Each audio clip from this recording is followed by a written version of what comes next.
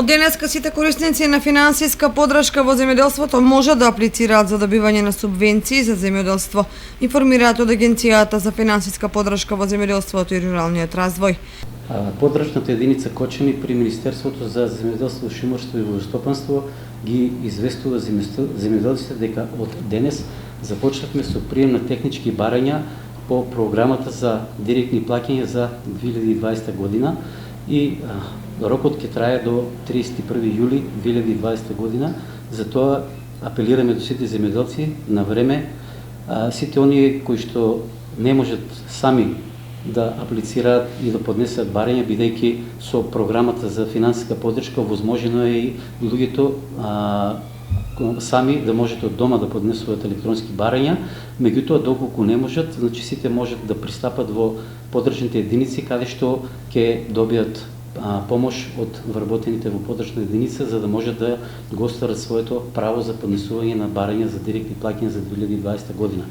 И тоа сите оние кои имаат растително производство, односно градинарски култури, овошни и лозови насади, полјоделски култури, исто така сите оние земјоделци кои се занимаваат со сточарско производство, односно одледување на овци, кози, говеда, свињи, исто така за заклани животни во кланици. Значи, за сите овие можат да поднесат технички барања до поддршната единица за остварување на правото за директни плаќања за оваа година.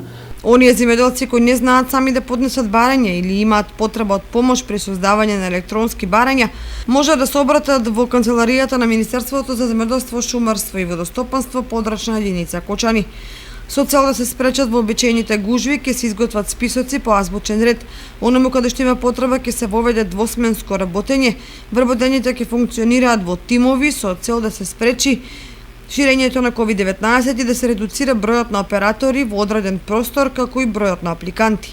За работа во смени помеѓу првата и втората смена ќе има празен период од половина час, за да се избегне контакт меѓу двете смени и просториите да може да се дезинфецираат.